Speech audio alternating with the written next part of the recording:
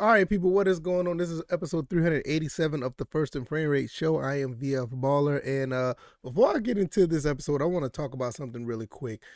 I did not know this happened last week, and I'm going to give these group of people some props because I did not see this coming. Georgia's women's basketball team, the coaching staff that went on the road, and they went from everywhere from Texas to Chicago to Cincinnati. I mean, they've been all over, the country basically, looking for players that want to play for Georgia Southern women's basketball. I find that very, very, I find that very exciting. Now, the women's basketball team did pretty good last year, and they're on a mission to actually do bigger and better things, going places, meeting future athletes that may want to come to Statesboro to play basketball. So I find that very, very, very exciting, and congratulations to anybody and to them just for going. So I found that pretty cool, and I just wanted to give them props from, they're going to get back here by the 12th, I think, of July. So I think that's pretty neat that Georgia Southern is going out to recruit players, kind of similar to what Coach Clay Helton did in the state of Georgia, going to every county. I think that was really cool. So I just wanted to give them props on that. And I said enough. Let me go ahead and get into this episode. Welcome to the First and Frame Rate Show. I am VF Baller. This is 387th episode. And over here we talk about Georgia Southern and Atlanta Falcons football. And today we're going to talk about the football coaches of Georgia Southern and Atlanta Falcons. Two coaches that pretty much they're on a mission, and I think they're laying out a plan to be very successful. I want to get into that. I also want to talk about my thoughts and opinions on this on this transition, because it's still a transition even for Atlanta. This is the second year for Coach Arthur Smith. It's still somewhat of a transition, and it's definitely a transition at Georgia Southern. So I want to talk about these two coaches. If this is your first time here, welcome. I am on YouTube and Rumble. I'm also on Anchor, Stitcher, Spotify, Apple, and Google Podcasts. So you can find me on all podcast avenues of your choice. And also on YouTube and Rumble if you want to watch the visual side of this podcast. Let's go ahead and get into this. I want to start off with Coach Clay Helton, because we talked about the Falcons on the last episode. If you don't know by now, I've been repeating this forever, but I'm going to say it again. Coach Clay Helton came in to Georgia Southern in November of last year, and he did some evaluation. And after that, he immediately started making some changes, bringing in a new quarterback, getting some good transfers in, getting a lot of good recruits, and he's building something here really, really fast. And I don't think that a lot of people are realizing what's going on over here. I talked about how some teams in the Sun Belt and probably some teams across the entire country may not know what's going on at Georgia Southern, and they need to take heed, because I'm not necessarily sure about this year, even though I gave them high hopes on them getting 8 wins. I think somewhere down the road, this is going to be a powerhouse team if we hold on to Coach Clay Helton and have him to continue to manifest the things that he wants to do. I think we have something really special here, and it just needs to take fold. I also believe that by year 3, I will say this: if he keeps recruiting the way that he's recruiting, I think by year 3 we probably will end up being like easily double-digit win team by year 3, because he's bringing in talent that is coming from all across the country. Van Teresa came from Buffalo. He's originally from Ohio. I think Carlton Fitzgerald is a California guy, and he used to play at Boise State, and he came down here.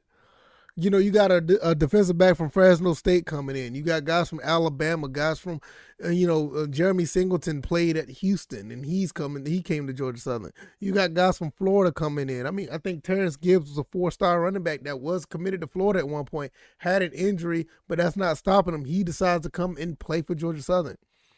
You got guys all around the state of Georgia which is few. It's just a pool of talent that's just in the state of Georgia coming into Statesboro. Not only just for this year, I'm talking about next year as well, the year after that. I just talked about two 6'5" receivers coming into Georgia, coming into Statesboro within next year. I think this is a really, really good time to really focus on what's going on here. And I know it's going to be easy to start focusing because football season is getting closer and closer, and people are starting to get a little bit hype. A lot of people are starting to get a little bit anxious. They want to see what we're going to do. I had one of my Twitter followers, shout out to Nick Burgess on Twitter. He did a whole entire depth chart of what the team may look like. I think that's really, really cool because he did a pretty good job. I couldn't disagree with 98, 99% of what he did. I think the only thing that could be different was the running back situation. But even then, you can't go wrong because all of our running backs could probably be running the rock at a high level. So that just goes to show like what type of talent we have at Georgia Southern. I'm like really excited. If you come to this channel for the Atlanta Falcons stuff, I hope you take the time to watch what Georgia Southern has to offer as well. I mean, there's nothing wrong with it. I know a lot of Atlanta Falcon fans tend to lean towards the Georgia Bulldogs, and I get it. They're closer, they're closer to the Atlanta area, and it's something that, that most people grew up with. But down here in Statesboro, we got a pretty good team too. Don't let the 3-9 season fool you. Don't let all the turmoil fool you. What we're doing now is normally what we do year in and year out, if not better. And I will say better because the standard at Georgia Southern has always been championships. That's been since the 80s. We had a up and down, situation going on. We definitely had an up and down situation once we go into the FBS, even though I think we've been successful for the most part. But now we're starting to get back to prominence to what we're used to doing, and that's winning. And I really feel that this era with Coach Clay Helton is going to be about winning. And I think a lot of people that are watching what Georgia Southern do, they're actually thinking about it as well. A lot of people think that, okay, this may be a weird year because of, the transition. But nobody's saying that, oh, this is a bad hire. Nobody's saying, oh, what they're doing in Statesboro is crazy. The Georgia Southern Eagles don't know what they're doing. Jared Benko's off his rocker. Nah, they know. They see what is transpiring in Statesboro. And a lot of people have been sitting back like, okay. We going to have somebody we have to deal with, the next few years.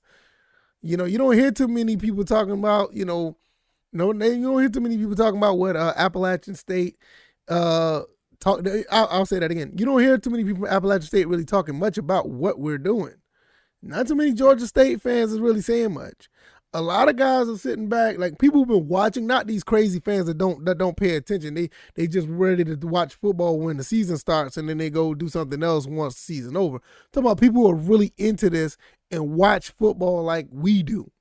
They're sitting back and like, okay, we might have a problem on our hands. And I know some people who've been following college football has been watching they've been, watching the recruits come in and, they've been watching, some of them been watching my Twitter feed when I've been showing who's been committing, who's been getting offered and who's been doing what, this, that, and the third. They've been paying attention. So it's not too many bad words being said about this hire. So they a lot of people have been put on notice. So kudos to Coach Clay Helton. I think he's been doing a phenomenal job overall. I have nothing bad to say about this entire hire. I think everything is just really, really good. I think it turned out to be really, really good from the transition from Coach Chad Lunsford, which, shout out to him. He's done pretty good for Georgia Southern as well. But this transition right now is it's something really cool. It's something really, I'm really interested to see how it transforms once we get on the field. Now, before I leave, I got to make the transition because I could talk my head off about Georgia Southern football. Let's talk about these Falcons. We just recently signed Eddie Goldman. I don't have much to say about it. It's another Chicago Bear. And I know somebody said there was a really good explanation for why we're signing a lot of Chicago Bears outside of the obvious former GM there. I think you only could get what you pay for right now. I mean, we're strapped for cash right now, and once the salary cap comes through and we get more money through the salary cap, I think things will change. But other than that, y'all need I don't know if anybody has, but I know who hasn't, what that guy named Cody Benjamin, whatever, he hasn't been paying attention to what the Falcons have been doing. But if you have been paying attention to what the Falcons have been doing, I think Arthur Smith and Terry Fontenot's done a pretty good job of piecing together a team that look like they're going to be able to compete. I think this guy, Coach Arthur Smith, is on a mission to win a Super Bowl. He even said it in press conferences. He wants to win a Super Bowl. That's the goal of being a coach and actually leading this team. I think he has the mentality for it because he's pretty much no nonsense when it comes to X's and O's and what's on the field and expectations. A lot of people don't really look at him like that. He seems like a mild-mannered guy, but I've seen him in action actually be a coach, and he's very no nonsense. He's really no nonsense. So I think he has the pedigree and the mentality. I just need to see if he could put it all together. I mean, you're looking at the quarterback situation. You're looking at the running back situation. Not too bad. I think most of everything that he put out, that he's produced as far as the talent on the team or that he's acquired, I think most of it's not too bad, not too good. There's a lot of middle of the road here. I can't think of like one thing that I look back at and say, okay, that's a bad move. I don't understand why we picked that person up. I don't know what's wrong with this. I'm still trying to think. I mean, you acquired Brian Edwards. You drafted Drake London. You still got Cordell Patterson. Alden Tate is on the chopping block for some reason. Frank Darby is on the chopping block. These guys look like they can play some ball, but it's survival of the fittest out of here. And at the end of the day, it's coach's decision if he wants to keep you or not. With that being said, the guys that are out here, the guys that they brought in on defense, the offensive line, the defensive line, the secondary, I can't really sit back and think anything was a bad move. And excuse me, I'm a homer. I'll be the first one to tell you if there's something wrong with this team. Sorry about that. I'll be the first one to tell you there's something wrong with the team. But we do have our flaws and deficiencies. I think we have a problem with the team because we're like 1 year away. We're still building. We still putting things together. I don't think we necessarily picked up bad players. I don't think we acquired bad players. I just think it's going to take us a while for us to gel and get things together. I know some people are still saying the jury is out on Jalen Mayfield. I totally get it. I think he got a little bit better by the end of the season, but I get it. The jury's still going to be out on him. Maybe year 2 is going to be that transition where he's going to be locked down and nobody gets past him. We just don't know.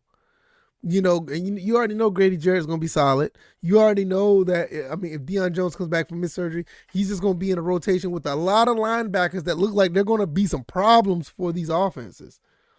Dean Pease is licking his chops with all these linebackers. You got the Troy Andersons. What was the other kid that we got from, oh man, I can't remember. The kid that we got from Colorado, I think it's Landman or something like Nate Landman.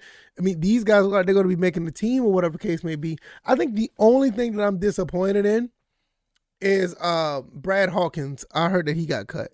That right there kind of bothered me because I thought Brad Hawkins was, 3rd, 4th round talent that just didn't get drafted, but apparently something is up. Something is up, and that's fine. I mean, it is what it is. It's something that we don't know, but I think the other DB from Iowa is still around, so that's a good sign, and he looks good too. So I think it's Hankins or something like that, but nevertheless, not just talking about individual personnel. When you look at everything that's been going on with the Falcons, I think they've done a pretty good job. I think at the end of the day, I gave him an A+ for the draft. Offseason as a whole, I don't think the offseason is, obviously by the numbers, it's not over yet, but you're going to see things start to wind down. And I think the offseason overall, I give, Coach Arthur Smith a B. I think he did a very solid job based on what he had. Now with Coach Clay Helton, if I was to give him a grade, I'm giving him an A all the way. And I'm not saying that as a homer, but I'm dead serious. All the things that he brought in, 4-star recruits, all these receivers, all these guys on the defensive side, bringing in the coaching staff that he brought in, all these guys from Power 5 schools coming down to a group of 5. I think outside of the Western Kentucky guys, I think that's it. But overall, the special teams guy from the Citadel. But overall, you bring a lot of Power 5 guys in. You bring a bunch of guys who are ready to play right away, that have played at a high level of college football. I think he gets an A. So I think it's an A. And it wasn't this episode wasn't even supposed to be about grading, but these two coaches are clearly on a mission when you see the changes that has been taking place here in Statesboro and at Flowery Branch. It's nothing like it. And I cannot complain And the main thing I want to see, if anything, I just want to see this turn into some success. I give, I know I'm reaching kind of high, but I said it earlier, and I got to stick with it. Coach Helton and the company could get 8 wins this season. I think they turn around from 3-9 to 8-4. And I also feel that Coach Arthur Smith and company, I think these guys will get between 7 and 9 wins. They got 7 last year. I think with this team here, I think they could possibly get 9. And I think that's a success overall. I wouldn't be surprised if any of these teams go higher, to be honest, because these teams aren't pushovers. They're a little bit better than people give them credit for. Because I know I saw one episode of a show that some guy was doing. They said that we're going to go for another 3-9 season at Georgia Southern. I mean, are you paying attention? No, you're not. That's one of the reasons why I said you cannot take a lot of these people for what they're worth when they're covering multiple teams, because they don't know everything about the teams that they're covering. Go with the local people. Same thing with the Atlanta Falcons. They were the 32nd worst roster, really? I don't want to go through that again, but I'm just saying. It just doesn't add up. It doesn't make sense. But nevertheless, I think these two coaches are going to shock a lot of people. I think they're going to be doing some really good things. I think they're going to be doing some really big things. I think when these guys get their player personnel on the field the way they want it, because don't take this, don't look at it for what it is now. Both of these guys don't have the implementation of the team that they want yet. You got to understand, Coach Clay Helton hasn't been at Georgia, so he hasn't coached the Georgia Southern Eagle game yet.